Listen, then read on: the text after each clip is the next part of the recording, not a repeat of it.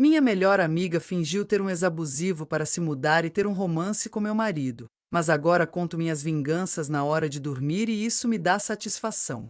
Não vou usar nomes reais nem idades porque não quero ser reconhecida. Começarei dizendo que não tinha notícias da Lila há quase 4 anos, quando de repente ela reapareceu na minha vida. Isso aconteceu com uma série de chamadas não atendidas e uma mensagem de voz cheia de pânico.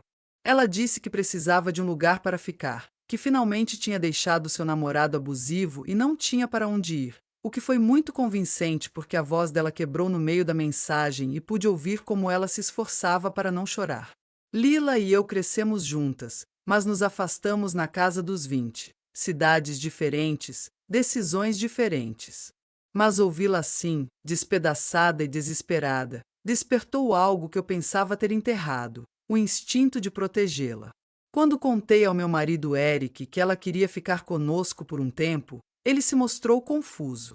Mal a conhecia, tinha visto-a apenas 2 vezes, mas sabia o suficiente pelas histórias que ela me contará para duvidar.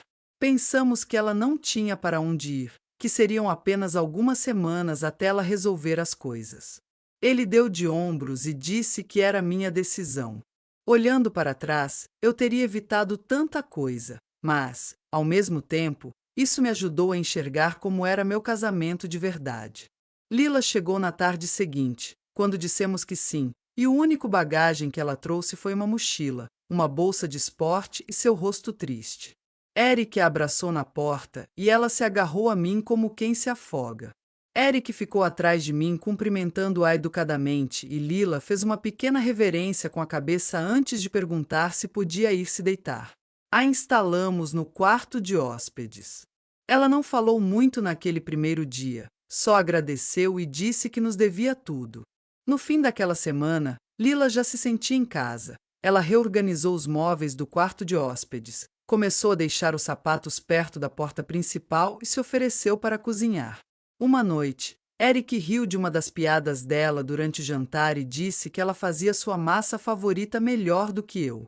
Foi um comentário inocente, talvez até um elogio, mas o jeito que ela sorriu ficou marcado em mim. No começo foram coisas sutis. Lila sempre parecia estar por perto quando Eric estava em casa. Se eu estava na cozinha, ela surgia de repente na sala com ele, rindo alto demais. Uma manhã eu saí do chuveiro e a encontrei sentada no sofá com meu moletom e tomando café da minha xícara. Eric disse que achava que era dele. Ela sorriu e disse que cheirava a ele. De qualquer forma, Eric disse que não havia problema e que ela só tentava retomar a vida. Ele me disse para não pensar demais nisso, que ela passou por muito e talvez não tivesse limites porque fazia tempo que não se sentia segura. Eu também achei que ela só se adaptava, mas comecei a perceber que quem se adaptava era eu a ela. Ela se intrometia nas conversas com indiretas pequenas, dizendo como Eric gostava que o café da manhã ficasse perfeito ou que ela sempre sabia falar de esportes quando eu não sabia. Ela até brincou uma vez perguntando se Eric não tinha um irmão gêmeo extra para ela. Uma noite, eu me preparava para dormir e ouvi ela dizer a Eric que desejava ter o que nós tínhamos, que enfim podia ver como era o amor verdadeiro. Eric soou doce, quase inocente, mas algo na voz dele soava como se ele não quisesse algo como nós. Ele queria exatamente aquilo, ela me substituindo. Mencionei isso a Eric, mas ele me chamou de intensa e disse que eu pensava demais em algo que não tinha maior interesse. Continuei tentando ser paciente só porque ela foi vítima e talvez fosse só estresse pós-traumático. Afinal, era amiga dela e ela não faria nada para destruir essa amizade. Mas, pouco a pouco, nada melhorava e as coisas pioravam até no meu próprio casamento. Eric estava mais distante comigo. A desculpa era que ele também estava estressado com o trabalho. Lila se ofereceu para ajudá-lo a organizar o escritório em casa e eu disse que não, mas um dia encontrei lá organizando arquivos como se fosse o lugar dela. Ela sorriu e disse que queria nos dar uma surpresa. Meu instinto dizia que algo não estava certo, mas minha mente dizia que, se eu não podia confiar no meu marido, então não fazia sentido termos nos casado. Então, uma tarde entrei na sala e os vi no sofá. Nada obviamente impróprio, mas havia sinais. O jeito que as pernas dela se cruzaram em direção a ele, como a mão dela descansava um pouco perto demais da dele no braço do sofá. O estranho foi que ambos se assustaram ao me ver. Ele levantou rápido demais, parecia culpado, sem dizer nada. Lila disse que só estavam vendo um filme. Eu disse que tudo aquilo me parecia estranho e Lila disse que eu agia paranoica, que talvez deveria falar com alguém porque todo esse estresse me afetava. E Eric não me defendeu. Aquela noite me sentei no banheiro e me olhei no espelho. Minha melhor amiga dormia no meu quarto de hóspedes usando minhas roupas, fazendo meu marido rir e, aos poucos, me expulsando da minha própria vida, e eu não ia mais fingir que não via.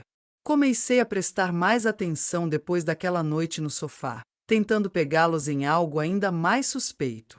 Então Eric continuava me dando um beijo de boa noite e aparecendo na hora do jantar, mas havia algo vazio em tudo aquilo, uma falta de presença como se o corpo dele estivesse ali mas a atenção não. Quando tentei falar com ele, me disse que eu imaginava coisas, que Lila não fazia nada de errado e que eu deveria parar de ser tão paranoica. Disse que ela só precisava de carinho e normalidade após o trauma que viveu. Eu disse que concordava em ajudá-la a curar, mas isso não significava que eu quisesse ser empurrada para fora do meu próprio casamento para tal. Depois disso, ele ficou em silêncio e saiu dizendo que precisava de ar enquanto isso. Lila continuava dizendo quanto estava grata, como eu a havia salvado, me chamava de seu anjo, seu rochedo, sua amiga de longa data. Mas então a encontrei em nosso quarto. Ela chegara cedo das compras e a casa estava silenciosa. Não ouvia televisão, nem música, nem seu cantarolar de sempre na cozinha. Quando virei a esquina, encontrei no meu quarto, não só parada, mas sentada na minha penteadeira, escovando o cabelo e usando meu hobby de seda, aquele que Eric me dera no nosso primeiro aniversário. Ela se surpreendeu por um segundo, mas só por um segundo. Sorriu e disse que esperava que eu não me importasse, que estava só experimentando porque era tão macio. Disse que sempre teve curiosidade para saber como era. Não respondi. Saí, fechei a porta do quarto por trás de mim e fui buscar a chave. Aquela noite tranquei a porta do nosso quarto. Quando Eric me perguntou por quê, disse que, se ele não podia proteger nosso espaço de outras pessoas, eu faria sozinha. Ele me olhou como se eu estivesse enlouquecendo, mas não era isso. Finalmente eu começava a ver tudo claramente. Dias depois, decidi revisar as câmeras da casa. Tínhamos instalado câmeras internas com sensor de movimento há anos, principalmente para segurança quando viajávamos muito, mas não as revisava há meses. Algo dizia que deveria. Lá estavam imagens das últimas semanas, momentos em que eu não estava em casa. Eric e Lila saindo do quarto de hóspedes com quase nada vestido, Eric na cozinha sem camisa servindo vinho às 2 da tarde. Um clipe mostrava ela massageando os ombros dele enquanto ele se apoiava na pia tomando café. Outro mostrava ele abraçando, um abraço que durou demais. Mas o momento que me quebrou foi um beijo curto naquela noite em que eu disse a Eric que precisava visitar minha irmã por alguns dias. Fiz as malas e fui a um hotel em vez de casa. Eric precisava de espaço, tempo para pensar, tempo para decidir se realmente queria lutar por isso. Eric me mandou mensagem de manhã perguntando se eu estava bem. Não respondi. Lila também mandou mensagem dizendo que esperava que eu estivesse bem e que sentia minha falta. Tampouco respondi. Em vez disso, liguei para um advogado. 2 dias depois, voltei para casa e encontrei Lila me esperando sozinha na cozinha. Ela disse que esperou para falar comigo a sós e me pediu para sentar e conversar mulher a mulher. Disse algo que gelou meu sangue. Contou que ela e ele estavam apaixonados, que já fazia algum tempo e era real. Disse que queria discutir como poderíamos resolver isso pacificamente. Disse que tinha um plano que poderia funcionar para todos, que talvez eu pudesse me mudar por um tempo, talvez tirar um tempo para mim e deixá-los resolver as coisas. Ela sorria ao dizer isso como se realmente acreditasse que eu ficaria ali e aceitaria. Não falei nada ainda, não porque ia dizer algo que arrancaria aquele sorriso do rosto dela para sempre, mas queria curtir a expressão no rosto dela quando eu falasse. Perguntei se era tudo o que ela queria dizer ou se havia mais. Ela sentiu como quem espera choro, talvez um pedido de misericórdia, mas eu só me levantei devagar, fui até a bolsa, abri e peguei meu telefone. pedindo que ela me acompanhasse à televisão para vermos uma linda história. Ela parecia confusa, mas não se mexeu. Então fui à sala, liguei a TV, conectei meu telefone e comecei a rolar os clipes. Apareceu o vídeo do corredor, ela saindo do quarto de hóspedes com nada além da camisa de Eric, brincando com o cabelo como colegial, e depois indo à cozinha beijar meu marido enquanto ele se apoiava na bancada tomando café. Foi quando ela se levantou, mas eu disse para ela sentar de novo. Ela não fez. Pausei o vídeo e perguntei há quanto tempo isso vinha acontecendo. Ela não respondeu, então perguntei de novo. Foi desde o começo? Foi tudo uma armadilha? Ou tudo sobre o ex-abusivo era mentira para ela ficar na minha casa? Ela disse que não era o que eu pensava, que ela e Eric simplesmente se aproximaram depois que ela se mudou, que tentaram lutar contra os sentimentos que despertaram no outro, mas que às vezes essas coisas são difíceis de controlar, especialmente com uma conexão espiritual tão forte. Eu disse para ela parar de falar como terapeuta e admitir o que fez, lembrando-a que fui eu quem lhe ofereceu um lugar para ficar. Eu fui quem a defendi quando as pessoas duvidaram de sua história, e ela me retribuiu deitando-se com meu marido. Ela tentou se desculpar e eu disse que não queria desculpas, queria que ela fosse embora. Mas então todo o tom de arrependimento virou atitude de direito e ela se defendeu, dizendo que foi Eric quem a seduziu e que era minha culpa por não controlar meu marido, que apenas se apaixonou por ele, mas depois que ele a seduziu e a fez se entregar ao amor. Então eu disse algo que guardava, que Eric não sabia que eu já tinha as gravações, que ele não fazia ideia de que eu sabia dias, que eu já tinha contratado um advogado, que tudo estava documentado e alinhado. O rosto dela ficou pálido e eu disse que, dado que ela se sentia tão à vontade na minha casa, poderia me ajudar a arrumar as malas e ir embora em 1 hora. Caso contrário, eu ligaria para a polícia para levá-la embora. Ela perguntou se eu falava sério. Eu disse totalmente. Só tente se tiver dúvidas. Foi então que ela começou a chorar, dizendo que não tinha para onde ir, que Eric prometera cuidar dela, que prometeram que recomeçariam e que eu entenderia quando eu visse as coisas com mais clareza. Eu disse que a clareza foi a maior que tive na vida e indicava que eu tinha que expulsar minha ex-amiga de casa para depois cuidar do meu quase ex-marido, calmamente. Ela não fez as malas tão rápido quanto eu queria, mas quando fui ao quarto dela com o telefone na mão, ela saiu, deixando um rastro de fogo. Eric chegou em casa 2 horas depois e não me encontrou esperando na cozinha como de costume. Em vez disso, encontrou as capturas de tela impressas espalhadas sobre a mesa de jantar como evidência em cena de crime. Ele me chamou, mas eu não respondi. Estava em cima com a porta fechada organizando os últimos dos meus arquivos. Eu nem queria falar com ele, mas finalmente desci. Ele perguntou que diabos é isso, e eu disse é tudo que pensei que jamais veria. Ele disse que não queria que isso acontecesse, mas que Lila andava flertando com ele e ele se sentiu lisonjeado. Finalmente sentiu que havia conexão e não conseguiu resistir. Disse que estava confuso, que se sentia negligenciado por mim. Perguntei exatamente por que se sentia negligenciado e o que eu não fiz por ele, mas ele não soube responder. Só disse que às vezes as coisas acontecem e que eu deveria levar tudo da melhor forma. O que devo fazer? Aplaudir? Assar biscoitos para seu amante? Eu disse que a melhor forma seria não ter esperado que eu aparecesse com arma em punho quando entrassem. Disse que as coisas dele estavam embaladas e que ele devia ir embora. Se precisasse de mais algo, poderia buscar depois, mas agora precisava sair de casa e, quanto ao casamento, eu ligaria para meu advogado. Ele ficou furioso por não ter intenção de ir, mas eu disse que, se pensasse em ficar, só dificultaria o divórcio. Eu tinha meios para fazê-lo de qualquer forma, mas isso não era algo que ele precisava saber ou eu contar. Ele socou a parede com o punho e foi embora. Agora não sei se ele foi embora com o amante ou se cada um encontrou lugar próprio, mas tê-los fora de casa é o que me traz paz neste momento. Ainda tenho muito a fazer, mas este é o passo na direção certa. Atualização 1. Aqui estou contando o que aconteceu depois de escrever minha primeira publicação, depois de ter expulsado meu marido Eric e minha amiga Lila. Ou melhor dizendo, meus 2 ex depois de escrever, não perdi nem um segundo.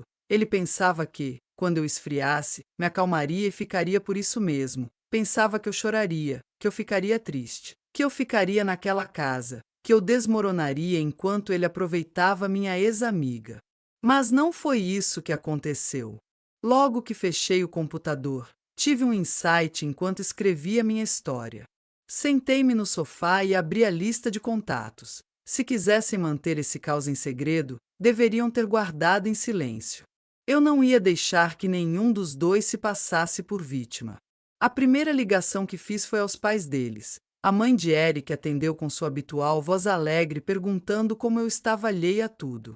Eu disse que talvez devesse sentar porque as notícias eram, bom, ela saberia em breve. Então contei tudo, disse que tinha vídeos e provas e as enviei. Ela ficou muito triste pelo filho porque não podia acreditar que ele teria destruído o casamento. Bem, mas ele destruiu, e embora eu sentisse pena de entristecer alguém que foi bom comigo, precisava da verdade, e não a verdade que meu marido contaria depois. Passei ao próximo número, o irmão mais velho de Eric, depois a tia dele, os primos, um a um. Liguei para todas as pessoas que alguma vez me disseram quanto fui sortuda de me casar com uma família tão amorosa e unida. Contei a verdade e mostrei as provas. Era história e evidências, uma combinação letal. Lila não fazia ideia do que vinha pela frente, enquanto ela provavelmente ainda estava deitada em algum canto chorando por ter sido expulsa ou deitada com Eric. Eu queimava todas as pontes que pensei ter por trás das costas deles. Faria dela o centro das atenções, mesmo que fosse atenção ruim. Publiquei uma atualização cuidadosamente redigida no grupo de amigos que tínhamos em comum. Na manhã seguinte comecei a receber mensagens de gente dizendo que fiz o certo, que fui corajosa, que, se estivessem no meu lugar, não teriam agido com metade da calma. Eric tentou me ligar, claro que deixou recados dizendo para eu parar com aquilo, que vingança não resolveria nada, que envolver a família dele só complicaria tudo para mim e para ele. Talvez, mas eu sabia que estava certa. A vingança me dava solução, livrar-me deles e mostrar ao mundo o par de cafajestes infiéis que eram, além de eu adorar me vingar depois do que fizeram. E, além disso, as coisas só ficavam mais difíceis para ele. Para mim era mais fácil porque não havia mais gente me ligando para ouvir a versão distorcida deles. Lila me mandou mensagem dizendo que Eric entendia que eu estivesse magoada, mas que destruir a vida deles não me devolvia a minha. Disse que Eric não voltaria só porque eu tornasse tudo público, que me transformará num monstro quando as coisas não eram preto no branco e sim mais complexas. Respondi que ela dormiu com meu marido e isso é fácil de entender, por isso todo mundo entende, e que eu em nenhum momento tentei reconquistar meu marido, que o entregava de mão beijada junto com sua traição.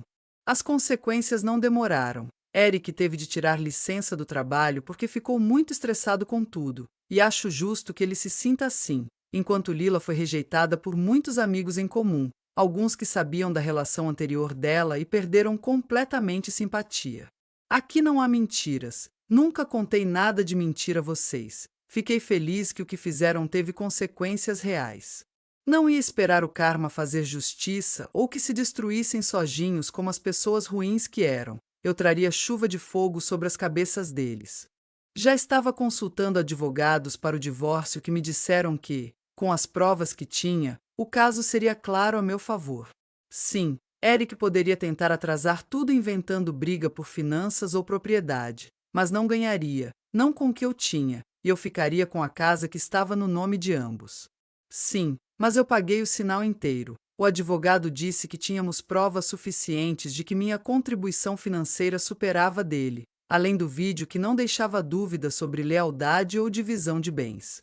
Agora só falta fechar tudo porque ainda tenho algumas surpresas para esses perdedores.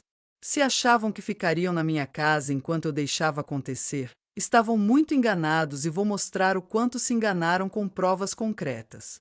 Atualização 2. Há um ano eu recolhi os pedaços da minha vida depois que Lila e Eric destroçaram como um carro emprestado sem permissão. Agora olho para esses pedaços e quase não os reconheço, não porque os coloquei de volta no lugar, mas porque construí algo totalmente novo do zero, mais forte, melhor, real.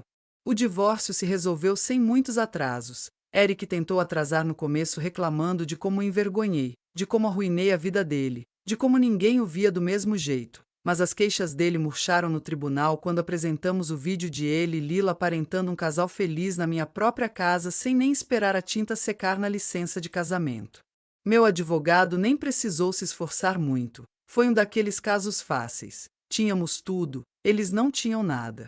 Consegui a casa, o carro, um acordo modesto.